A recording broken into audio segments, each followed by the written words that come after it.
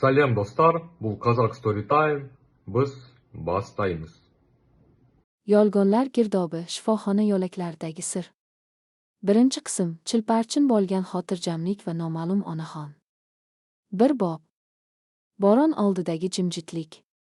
Kuzning mayin sabosi deraza pardalarini yengil tebratib, xonaga toza, biroz namchil havo olib kirardi. Oydana oshxonada qahva tayyorlab, derazadan tashqariga, sargaygan barglari tokilayotgan daraxtlarga qarab oyga chomgan edi.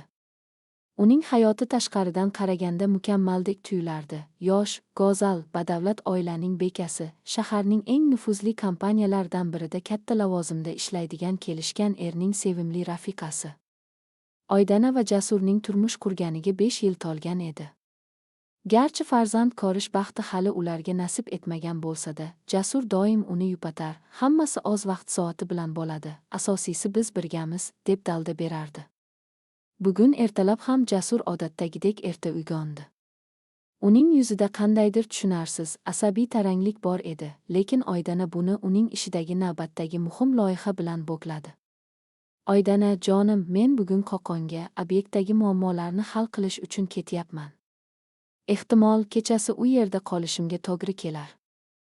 Meni kutma, uxlab qolaver, degan edi Jasur, galstugini shoshilinch taqarkan. Uning ko'zlari Oydananing ko'zlaridan qochardi. Yana xizmat safarimi? Axir kecha ham kech qaytdingiz. O'zingizni buncha urinqitmasangiz-chi, Jasur aka, deya Oydana uning yelkasiga qoqib qo'ydi. Jasur sovuqqonlik bilan uning peshonasidan optida, shoshapisha uydan chiqib ketdi. O'sha paytda Oydana bu sovuq bo'lsa ularning yorug' va sokin hayotidagi eng so'nggi oddiy lahza ekanligini xayoliga ham keltirmagan edi. Soat mili kunduzgi 12ni ko'rsatdi. Oydana uy ishlarini tugatib, sevimli kitobini o'qish uchun divanga o'rnashgan ham ediki, telefonning asabiy jiringlashi sukunatni buzdi. Ekranda noma'lum raqam porlab turardi. Yuragi negadir shuk etib ketdi. U istamaygina go'shakni ko'tardi. "Alo?" dedi u xavotir bilan. "Assalomu alaykum. Oydana xonim bilan gaplashyapmanmi?" Go'shakning uch tomonidan begona, rasmiy va sovuq erkak ovozi eshitildi. "Ha, menman. Kimsiz?" "Men shahar markaziy shifoxonasining reanimatsiya bo'limi shifokoriman. Turmush o'rtog'ingiz Jasurbek Rahimov avtohalokatga uchradi. Ahvoli juda og'ir. Zudlik bilan shifoxonaga yetib kelishingiz kerak." Oydananing quloqlari ostida osmon gumburlab yiqilgandek bo'ldi. Qahva to'la finjon qo'lidan tushib ketib chilparchin bo'ldi. Qora qahva qimmatbaho gilam ustida xuddi qondek yoyilib ketdi. Nima? Qanaqa avtohalokat? Axir u Qo'qonga ketgan edi-ku. Qanday qilib shahar markazida halokatga uchraydi? Oydana aqlini yo'qotay deb baqirib yubordi. "Xonim, iltimos, o'zingizni qo'lga oling. Mashina halqa yo'lida jarlikka qulagan. Uni hozirgina operatsiya xonasidan olib chiqdik. Tezroq yetib keling, vaqt oz bo'lishi mumkin." Telefon aloqasi uzildi. Oydana joyida qotib qoldi. Uning butun vujudi qaltirar, miyasi eshitgan ma'lumotni hazm qila olmasdi. Jasur. Mening Jasurim. Olim to'shagida. Oydana ustiga nima kiyganiga ham qaramay, mashina kalitini changallab, yiglagancha ko'chaga otildi. 2 bob. Qo'rquv va shubhalar iskanjasida. Mashina shahar ko'chalari bo'ylab yeldek uchib borardi. Oydana ko'z yoshlari tufayli yo'lni arang ko'rar, ruldagi qaltiragan qo'llarini boshqara olmasdi. Uning miyasida ming xil savollar, xotiralar va tushunarsiz shubhalar charx urardi. Nega u shahar markazidagi halqa yo'lida bo'lgan? U Qo'qonga trassa orqali ketishi kerak edi-ku. Nega menga yolg'on gapirdi? So'nggi oylarda Jasurning xatti-harakatlari rostdan ham galati bo'lib qolganini u endi anglay boshlagan edi. Jasur tez-tez telefonda asabiylashib kimgadir xabar yozar, Oydana xonaga kirganda ekranni yashirib qo'yardi. Tunda balkonga chiqib pichirlab gaplashishlari ko'paygan edi. Oydana undan "Tinchlikmi?" deb so'raganda, u doim "Biznes hamkorlar bilan muammo chiqyapti, sening boshingni og'ritgim kelmayapti" deb qutulardi.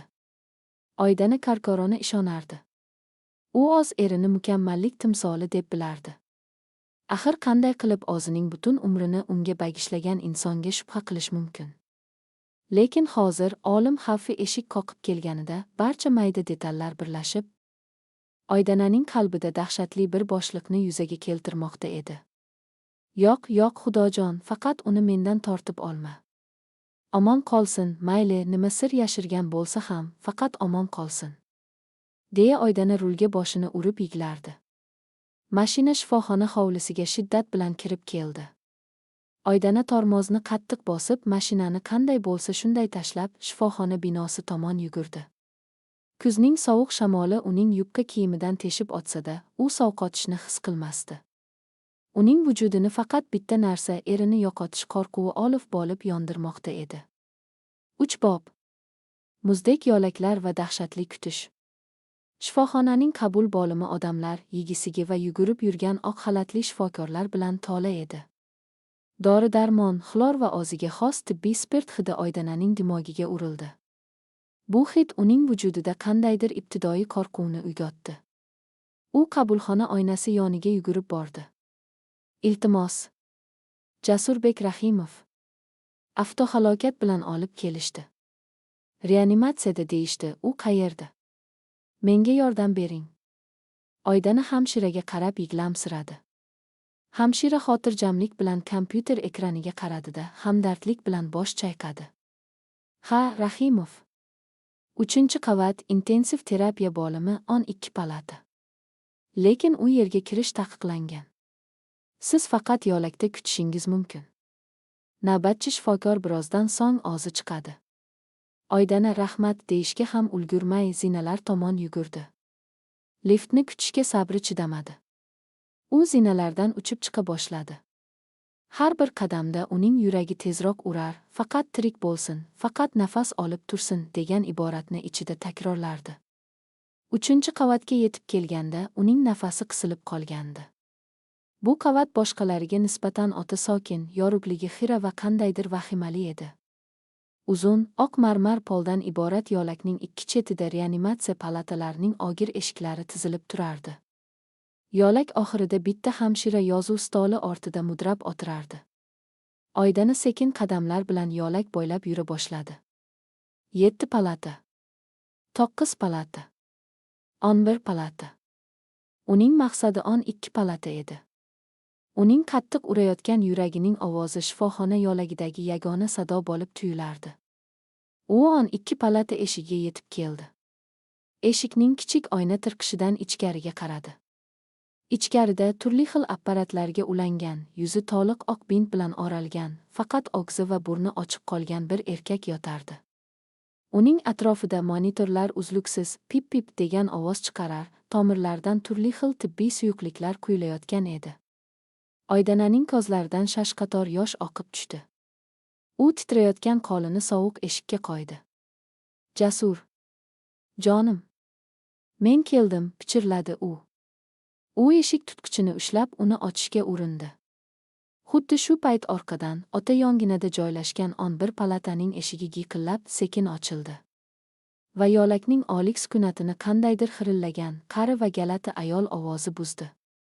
U yerga kirmaganing ma'qul, qizim. Tort bob. 11 palatadagi onaxon. Oydana chochib tushib orqasiga o'girildi. 11 palata eshigi qiya ochiq bo'lib, ostonada nogironlar aravachasida o'tirgan, ekniga shifoxonaning oqhavorang xalatini kiygan, yuzlari ajinlarga to'la, lekin ko'zlari yosh qiznikidek o'tkir va chaqnab turgan bir onaxon turardi. Onaxonning qo'llari tomir-tomir bo'lib ketgan, lekin u galati bir xotirjamlik va qat'iyat bilan Oydanaga qarab turardi. Kechirasiz. Siz menga gapirdingizmi? So'radi Oydana ko'z yoshlarini artib, kampirning galati qiyofasidan biroz cho'chib. Ha, senga gapirdim, Oydana, dedi onaxon sovuq va donadona qilib.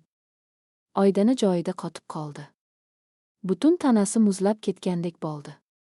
Siz ismimni qayerdan bilasiz? Biz tanishmizmi? Onaxon aravachasining gildiragini qo'llari bilan aylantirib, Oydanaga yaqinroq keldi. Uning o'tkir nigohi Oydananing yigidan qizargan ko'zlariga to'g'ridan-to'g'ri qadalgan edi. Men seni tanimayman. Lekin sen yigilab olishini xohlamayotgan anavi pastkashni juda yaxshi taniyman.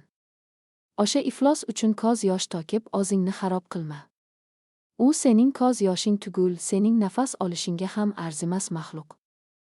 Oydana gazab va hayratdan nima deyishni bilmay qoldi. Bu qanaqadir aqlini yo'qotgan qariya bo'lsa kerak deb o'yladi. Nimalar deyapsiz o'zi? Aqldan ozganmisiz? U mening turmush o'rtog'im. U hozirgina avtohalokatga uchradi, u olim yoqasida yotibdi. U haqdagi bunday gaplaringizni eshitishni ham xohlamayman. Oydana tezda burilib, yana 12 palata eshigi tutqichiga yopishdi. Avtohalokat deysanmi? Onaxonning asabiy, achchiq kulgisi yo'lakni tutdi. Ah, soddagina qizima. Oskar pesiga oralib olib, dunyoni go'zal deb o'ylaydigan farishta ekansan. Sen bu avtohalokat qanday sodir bo'lganini bilasanmi o'zi? Yoki eringning mashinasida u bilan birga yana bir odam bo'lganidan xabaring yo'qmi? Oydananing qo'li tutqichdan sirgalib tushdi. Uning miyasiga yana bir odam degan so'z oq kabi sanchildi. U asta-sekin yuragi qinidan chiqqudek bo'lib onaxonga o'girildi. Yana bir odam. Mashinada boshqa buyruq ham bo'lganmi? Shifokorlar menga faqat uning o'zini aytishdi-ku, Oydananing ovozi qaltirab chiqdi. Uning ichida qandaydir qora shubha, minglab savollar bilan isyon ko'tara boshlagandi. Onaxon o'zining ajin bosgan, qaqragan lablarini yaladi va Oydanaga yanada yaqinroq kelib, pichirlab gapirdi. Shifokorlar senga hammasini aytishmagan. Chunki ikkinchi odam hozir jonlantirish bo'limida emas, u to'g'ridan-to'g'ri jarrohlik stolida, umr va o'lim o'rtasida o'z jonini va qornidagi 7 oylik chaqalog'ini saqlab qolish uchun kurashyapti. Eringning yonida o'tirgan ayolni aytayapman. Qornidagi chaqaloq. Ayol. Nimalar deb aljiyapsiz o'zi? Mening erim bugun ish bilan Qo'qonga ketgan. Uning mashinasida hech qanaqa ayol bo'lishi mumkin emas. Oydana butunlay aql-hushini yo'qotayozdi. U bu kampirning gaplari shunchaki keksalik alahsirashi deb o'zini ishontirishga urinar, ammo yuragining tub-tubida bu gaplarning qandaydir dahshatli haqiqatga aloqasi borligini his qilib turardi. Onaxon o'zining hassa tutgan qo'lini sekin ko'tarib Oydananing qaltirayotgan qo'lidan ushladi. Kampirning qo'li xuddi muzdek edi. Men aljiyotganim yo'q, Oydana. Sen bilishing kerak bo'lgan haqiqat shu qadar qora va jirkanchki, bu seni yanchib tashlashi mumkin. Lekin sen buni hozir bilishing shart. Anavi xonada yotgan iflos. Jasur mashinani jarlikka o'zi qasddan qulatgan. Bu baxtsiz hodisa emasdi. Bu oldindan rejalashtirilgan qotillik edi. U yonidagi ayolni va uning qornidagi bolasini oldirish uchun shu ishni qildi. Lekin Xudoning ko'zi to'g'ri ekan, o'zi eng og'ir ahvolga tushib, u ayol tirik qoldi.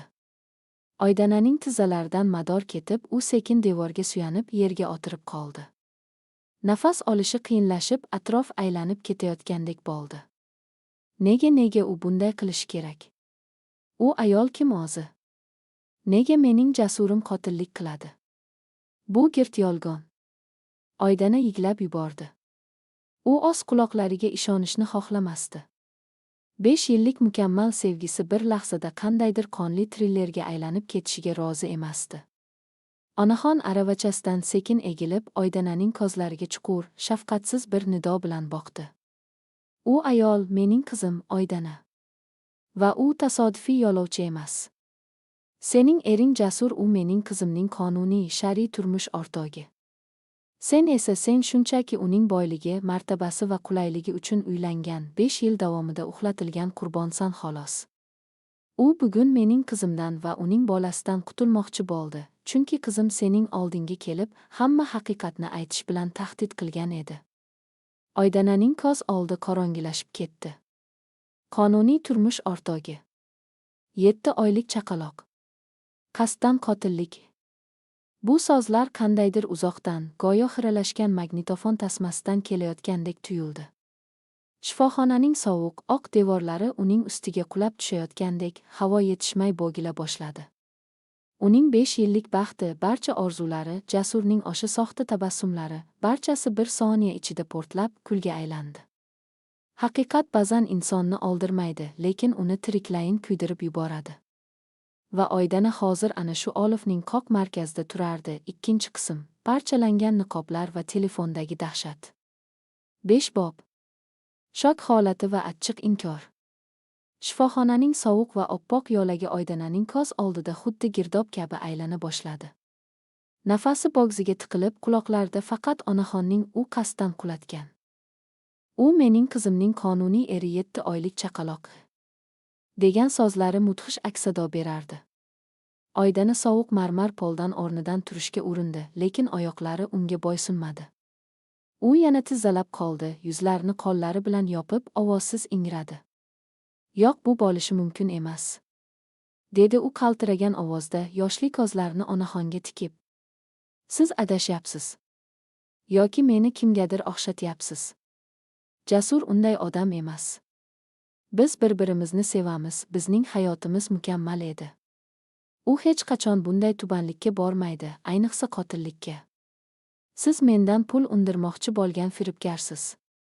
Nogironlar aravachasida o'tirgan onaxon uning bu gazab va inkorga to'la so'zlardan zarracha ta'sirlanmadi. Uning ajin bosgan yuzida faqatgina cheksiz charchoq va Oydinaga nisbatan qandaydir tushunarsiz achinish hissi aks etib turardi. Sening o'rningda bo'lganimda men ham shunday degan bo'lardim, qizim, dedi onaxon sokin, ammo qat'iy ohangda. Uning ismi Xadicha xola edi. Inson o'zining butun umrini qurgan poydevori aslida chirigan loydan ekanini tan olishni xohlamaydi. Men firibgar emasman. Menda sening boyligingga ham, martabangga ham zarracha qiziqish yo'q. Mening butun boyligim hozir operatsiya xonasida olim bilan olishib yotibdi. Sening mukammal deb o'ylagan ering mening qizimni 3 yil avval Qo'qondagi xizmat safarlari paytida uchratgan. Unga uylangan, nikoh o'qitgan. Biz uni uylangan deb o'ylamagandik. Qachonki qizim homilador bo'lgach, sening borligingni bildik. Xadicha xola yo'talib oldi, uning ko'zlarida ham yosh yiltiradi. Qizim Madina juda sodda, ishonuvchan edi. Men uni o'zgartiraman, ajrashib men bilan qoladi, deb ishondi. Lekin Jasur faqat vaqtni cho'zdi. Bugun qizimning sabr kosasi to'ldi. Yoki bugun hammasini hal qilasiz, yoki men Oydinaning oldiga borib hammasini aytaman, deb uyinga qarab yo'lga chiqqan edi. Jasur uni yo'lda to'xtatib mashinasiga o'tkazgan. Va oxiri mana shu shifoxonada tugadi.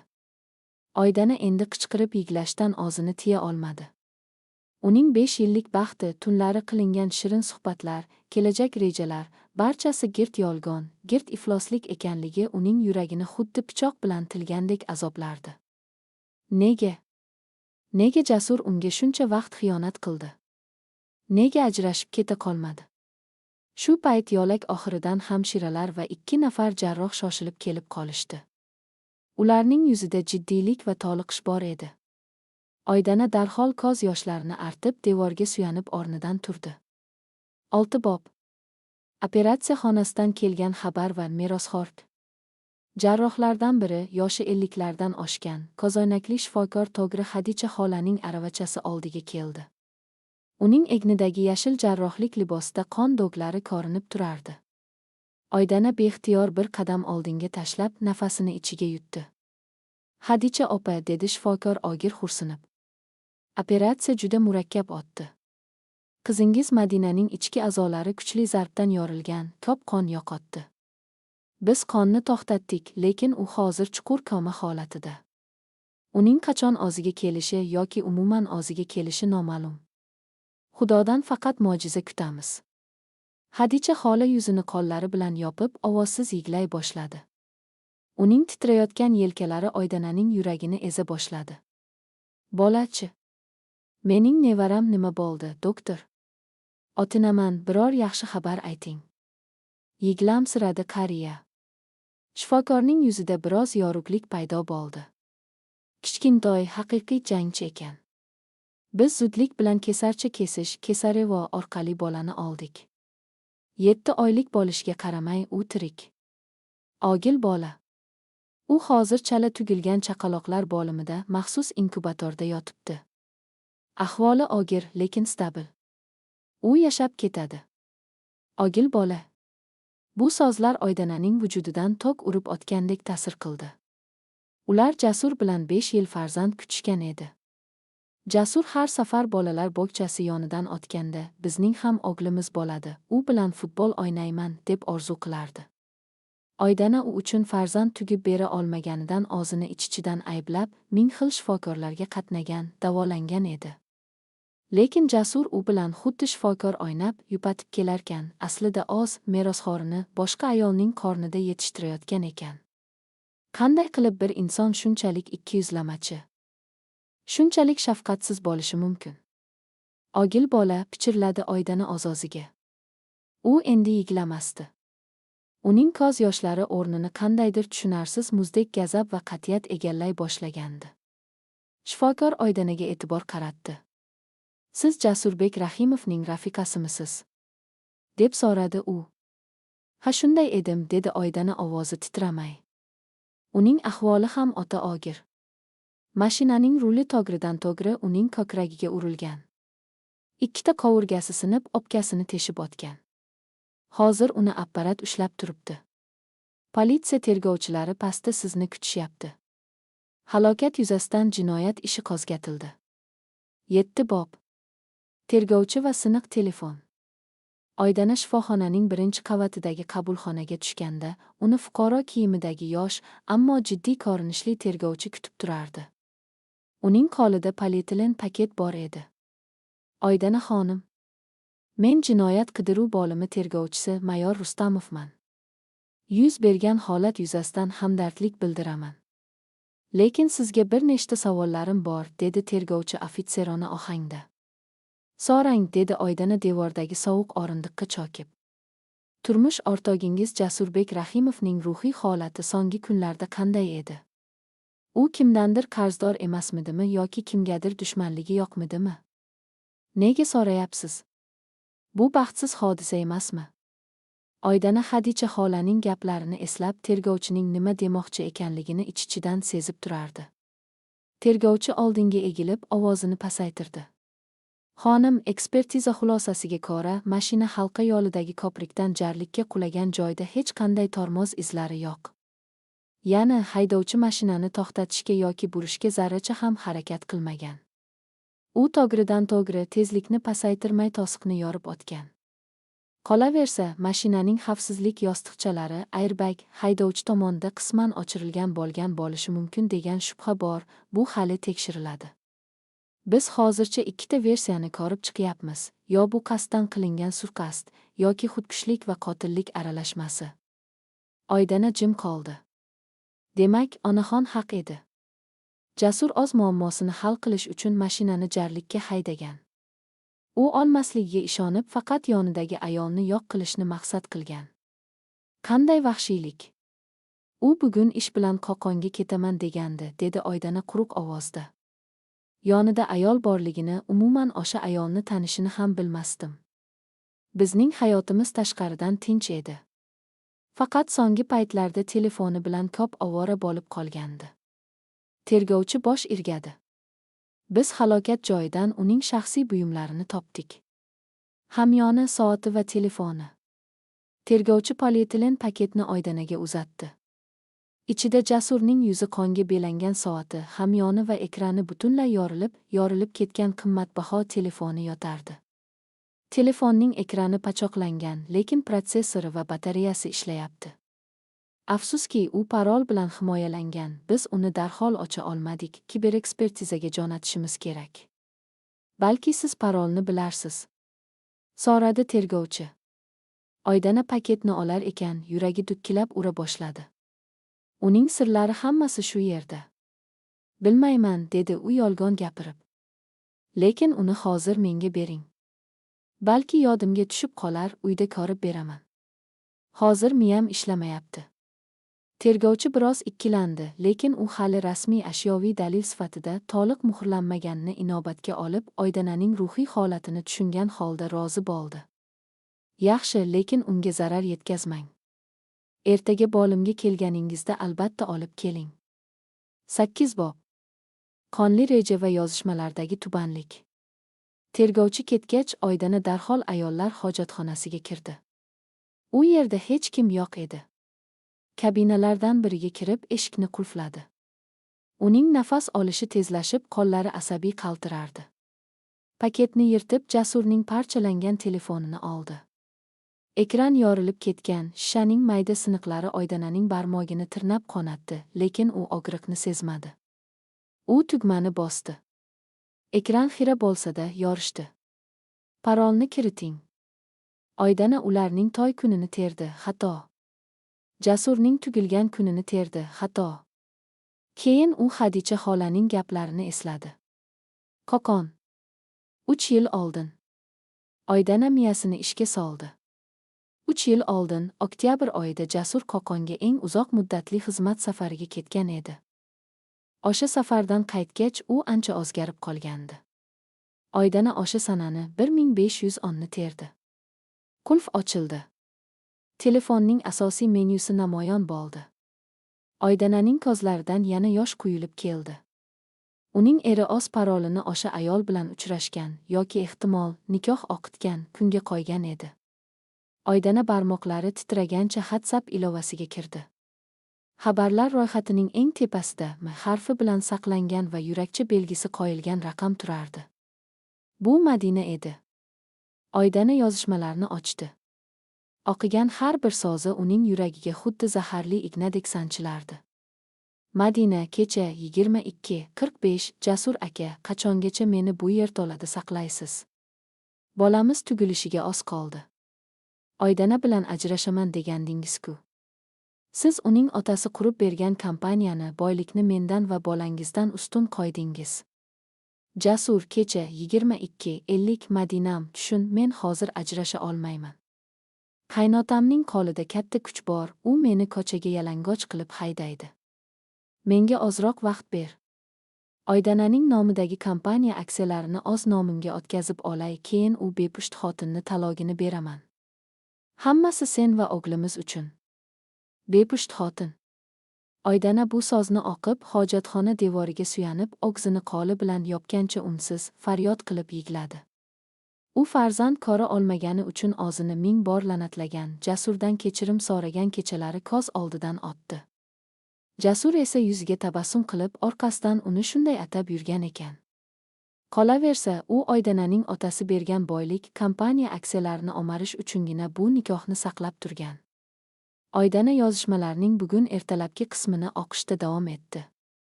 Madina, bugun 8:30 bo'ldi, yetar. Men bu yolg'onlarga boshqa chiday olmayman.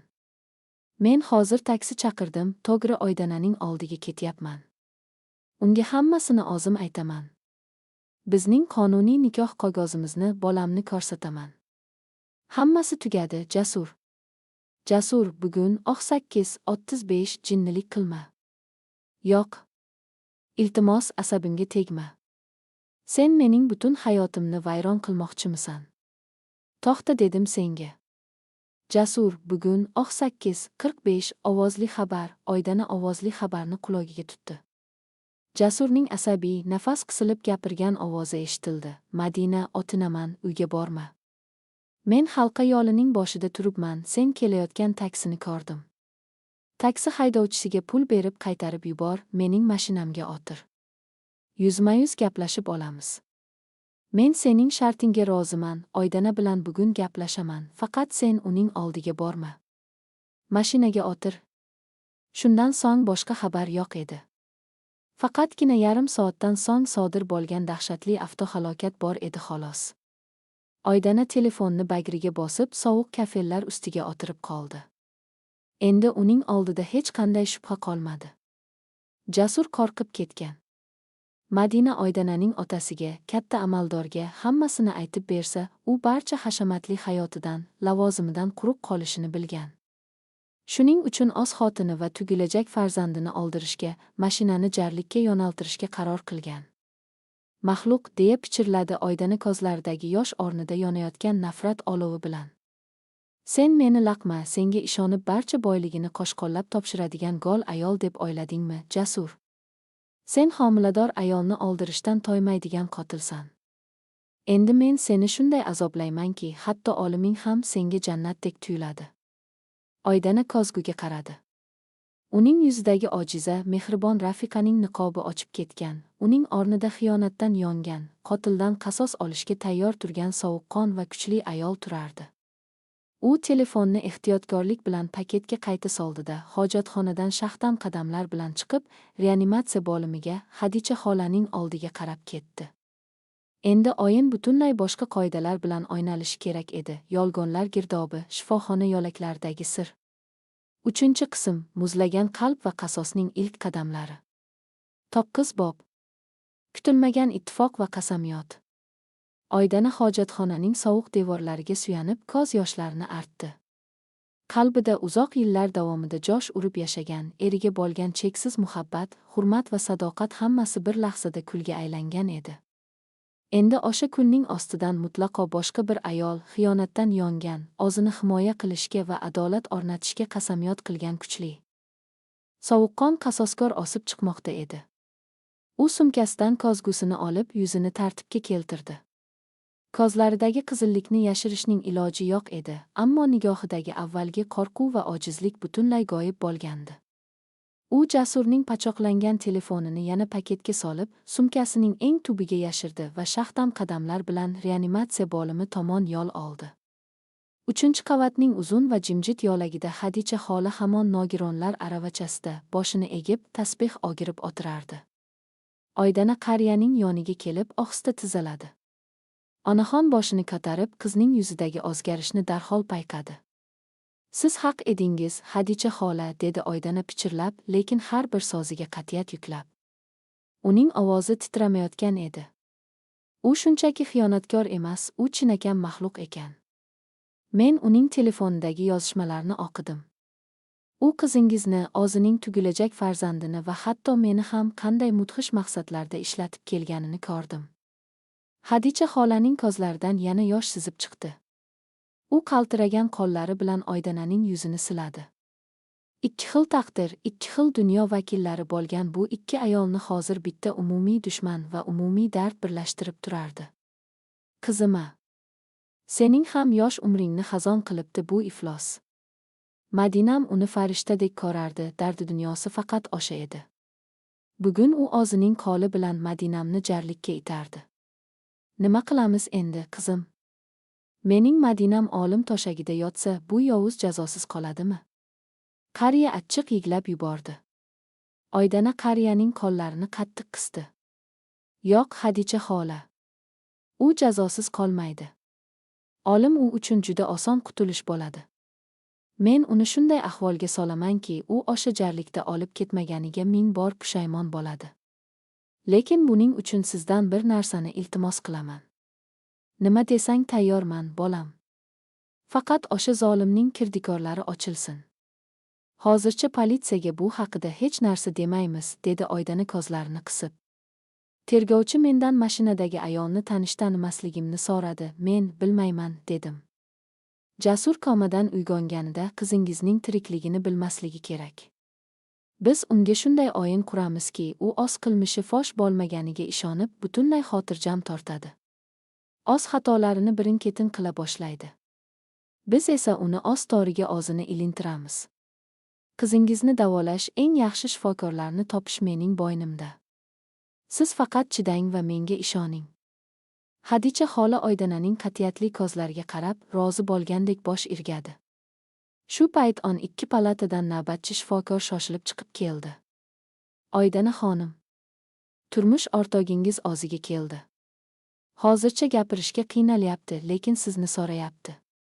Faqat 5 daqiqaga kirishingiz mumkin. Oydana o'rnidan turdi. Uning yuragi bir muddat tez urdi. 5 yil davomida sevib, ardoqlagan insoni ayni paytda eng katta qotil va xoin bilan yuzma-yuz kelish onlari yetib kelgan edi. U chuqur nafas oldi. Yuziga yana o'sha xavotirga tushgan mehribon Rafiqa niqobini taqib, palata eshigini ochdi. Onbob. Iblisning uyg'onishi va soxta ko'z yoshlar. Palata ichi tibbiy apparatlarning chiyillagan ovozi va dori hidiga to'la edi. Oq choyshablar orasida ko'krak qafasi qalin bint bilan o'ralgan, yuzlari ko'kargan va shishgan holda Jasur yotardi. Kislorod niqobi ostidan uning og'ir, xirillab nafas olayotgani eshitilardi. Oydana sekin, go'yo oyoqlarida mador yoqdek qadam tashlab karavot yoniga keldi. Uning ko'zlariga beixtiyor yosh qalqdi. Lekin bu yoshlar erini ko'rib erib ketganidan emas, aksincha, shuncha yil uning soxta tabassumlariga, soxta mehriga aldanib kelgan o'zining soddaligiga bo'lgan alamdan chiqqan yoshlar edi. Ammo Jasur buni boshqacha tushunishi kerak edi. Jasur aka. Jonim, Oydana tizzalab uning sovuq, bint bilan o'ralgan qo'lini yuziga bosdi va oksib yiglay boshladi. Xudoga shukr. Sizni yo'qotib qo'ydim deb o'ylagandim. Olimdan qaytdingiz. Jasur sekin ko'zlarini ochdi. Uning nigohlarida avvaliga o'g'riq va sarosima ko'rindi, keyin u Oydanani tanib, xavotir bilan atrofga alangladi. Kislorod niqobini arang chetga surib, xirillagan, pichirlagan ovozda gapirdi. Oydana. Men tirikmanmi? Nima bo'ldi o'zi? Oydana uning yuzidagi terlarini ro'molcha bilan artarkan. Ich-ichidan jirkanishni his qilardi, lekin rolini mukammal ijro etdi. Siz mudhish avtohalokatga uchradingiz. Mashinangiz ko'prikdan jarlikka qulabdi. Shifokorlar sizni zo'rga saqlab qolishdi. Jasur aka, nega Qo'qon trassasida emas, shaharning halqa yo'lida bo'ldingiz? Politsiya mashinangizda yana bir yo'lovchi bo'lganini aytmoqda. Jasurning ko'z qorachiqlari kengayib ketdi. Uning tanasi og'riqdan emas, qo'rquvdan qaltirab ketgandek bo'ldi. Kardiomonitorda yurak urishi tezlashgani ko'rindi. U zudlik bilan miyasini ishga solib, qutulish yo'lini qidira boshladi. Madina qani? Oldimi? Politsiya nima degan? Boshqa yo'lovchi. Jasur o'zini bilmaganga solib, yanada ko'proq xirilladi. Ha, esladim. Qo'qonga ketayotganimda yo'lda bir homilador ayol qo'l ko'targandi. Rahmim keldi. Katta yo'lgacha olib chiqib qo'ymoqchi edim. Keyin ruloq ishlamay qoldi. Mashina boshqaruvni yo'qotdi. Oydana, u ayol omon qoldimi? Men uni deb o'zim ham. Jasur shunday ishonarli ohangda, azob chekib gapirdiki, agar Oydana o'sha yozishmalarni o'qimaganida, bu so'zlarga shubhasiz ishonib, erining qahramonligi va mehridaryoligi uchun undan faxrlangan bo'lardi. Hozir esa uning ichida vulqon qaynamoqda edi. Demak, yo'lda ovoz bergan homilador ayol. Sen qanday iflos, qanday pastkash aktyorsan, Jasur. Hali qarab tur, seni shunday sahnaga olib chiqamanki, sen bu yolg'onlaring uchun qon yig'laysan. Shifokorlarning aytishicha, u ayol komada ekan, dedi Oydana mahzun ovozda, atayin tafsilotlarni yashirib. Siz o'zingizni urintirmang. Hozir sizga faqat tinchlik kerak. Hammasi ortda qoldi. U bechora ayolning ham o'z oilasi bor-ku, uni qidirib kelishar. Biz sizni oyoqqa turgizamiz. Men doim yoningizdaman. Jasur komada degan so'zni eshitib, ichida chuqur va xotirjam xo'rsindi. Demak, u olmagan bo'lsa ham gapira olmaydi. Hech kim bizning munosabatimizni bilmaydi.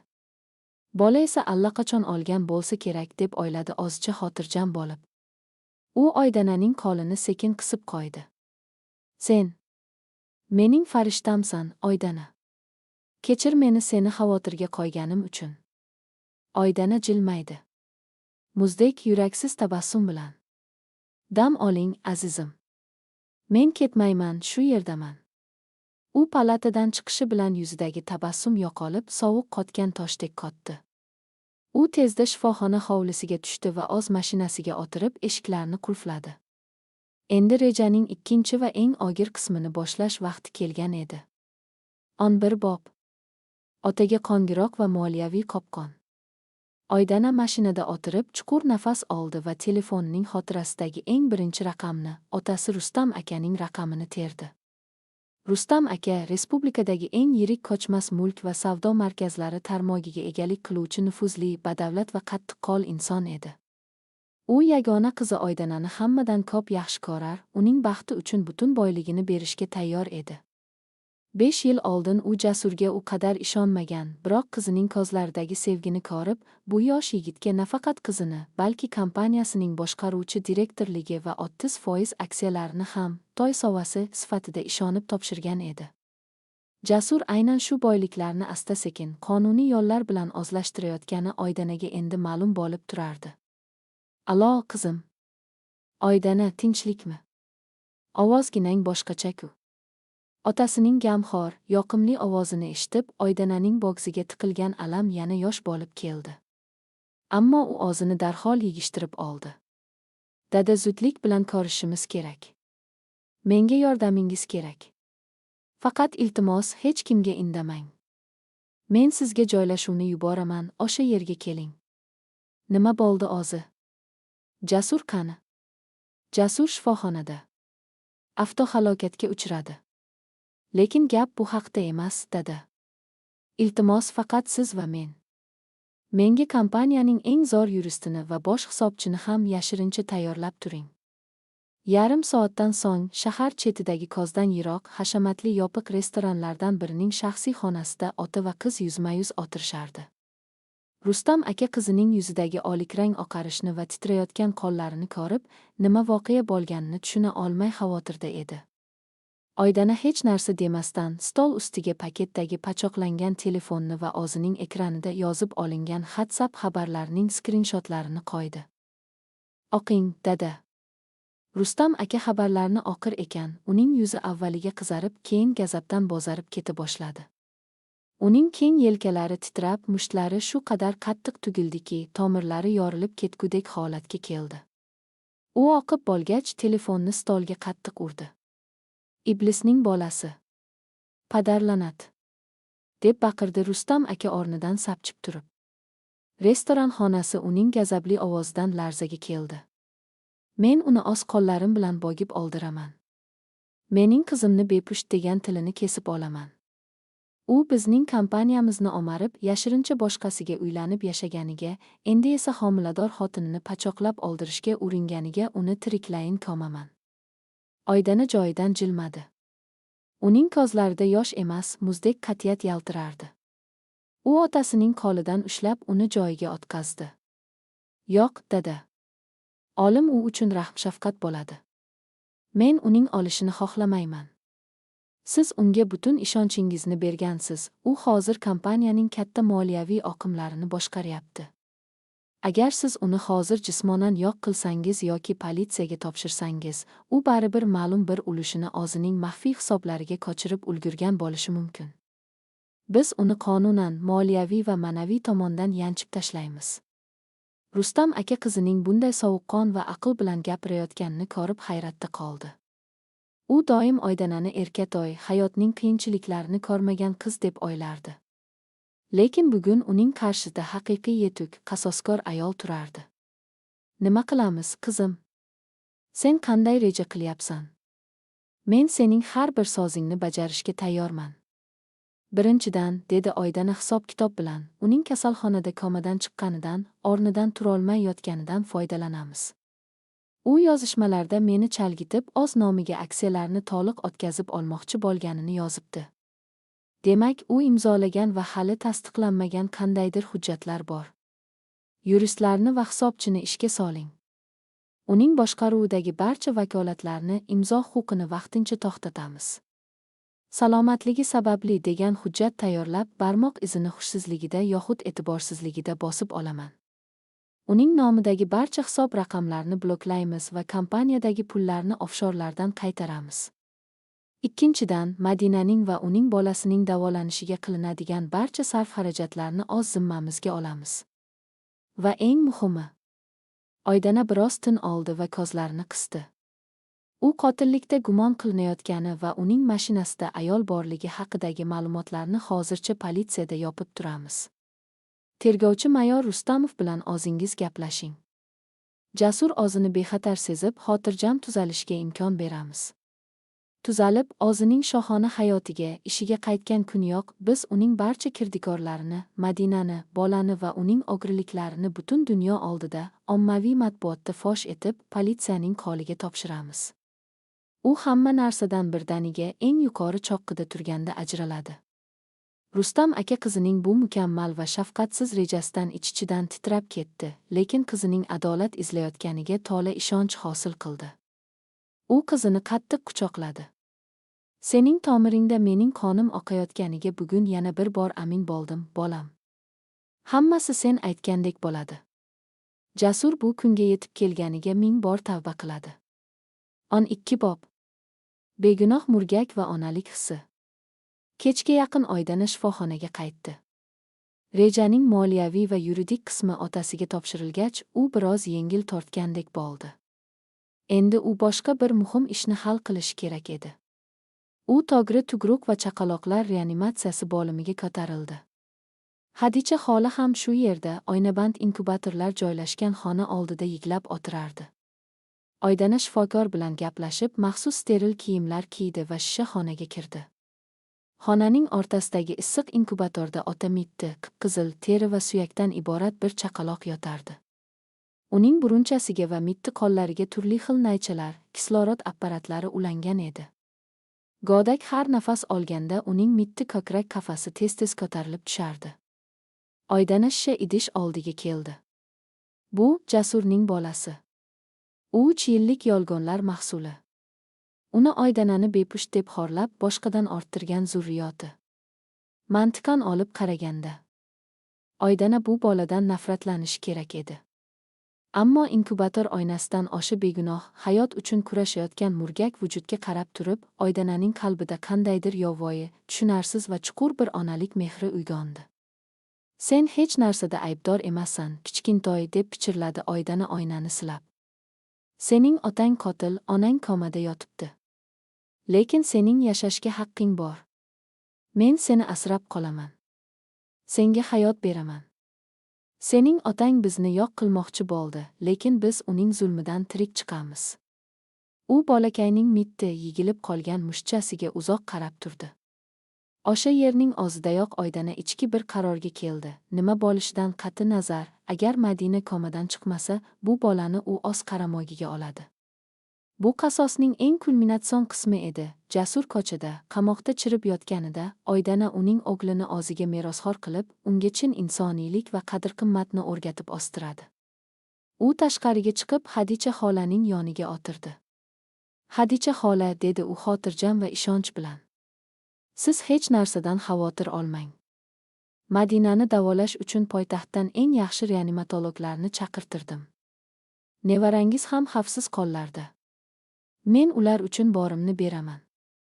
Biz bitta oila bo'ldik endi, chunki o'sha yirtqich hammamizning hayotimizni bitta ipga bog'lab ketdi. Hadicha xola yiglab Oydananing qo'llarini o'pmoqchi bo'ldi, biroq Oydana ruxsat bermadi va uni bagriga bosdi. Bularning barchasi shifoxona yo'laklarida boshlanayotgan buyuk adolat uchrashuvi edi. 13 bob. Qopqon yopilmoqda, Jasurning vahimasi. 2 kundan so'ng Jasurning ahvoli ancha yaxshilandi. U endi bemalol gapira olar, yotgan joyida ozmoz harakatlanardi. Lekin uning ichini qandaydir noma'lum vahima kemirardi. Madinaning oilasidan hech kim kelmadi. Politsiya ham uning oldiga boshqa kirmadi. Hamma narsa shubhali darajada tinch edi.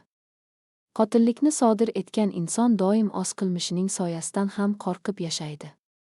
Ertalab Oydana o'zining odatiy, go'zal va qimmatbaho kiyimlarida, qo'lida bir dasta gullar va issiq sho'rva bilan palataga kirib keldi. Uning yuzida tabassum balqib turardi.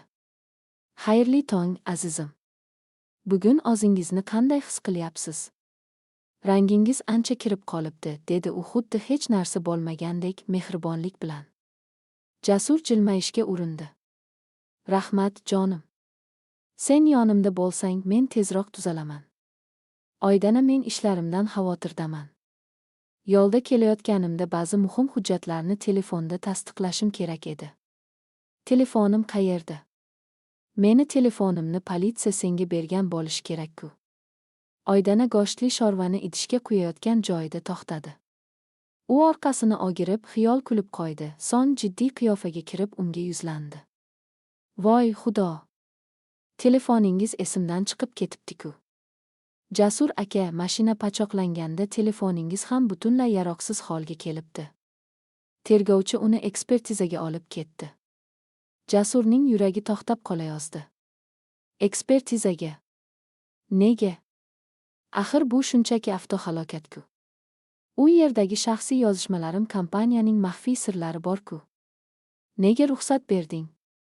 Jasur og'zini tuta olmay, qattiq asabiylashib baqirib yubordi. Uning qovurgalari sanchib og'rib, yo'tal tutib qoldi. Jonim, og'zingizni bosing. Oydana yugurib kelib unga suv tutdi. Men nima ham qila olardim? Tergovchi yordamchingiz mayor Rustamov aytdiki, mashina jarlikka qulayotganda hech qanday tormoz izi bo'lmagan ekan. Shuning uchun ular buni texnik nosozlik yoki qasddan qilingan avariya deb tekshirishyapti. Ehtimol kimdir bilan yozishib yoki telefonda chalgib mashinani jarlikka burgan bo'lishi mumkin. Shuni tekshiramiz, dedi. Jasurning ko'zlari qorayib ketdi. Tormoz izi. Telefon ekspertizasi. Agar kibermutaxassislar telefonni yoqsa, Madina bilan bo'lgan barcha yozishmalarini, ularning nikohini va eng asosiysi avariyadan oldingi ovozli xabarni ko'rishadi. Bu fojiadan u qutula olmasdi. Oydana Jasur qaltiragan qo'llari bilan xotinning bilagidan ushladi. Rustam akamga dadangga ayt. U o'z odamlarini ishga solib, o'sha telefonni politsiyadan qaytarib olsin. Zudlik bilan. U yerda kompaniya pullari haqida ba'zi qonunga zid narsalar bor. Agar politsiya ko'rsa, dadangni ham qamatib yuborishi mumkin.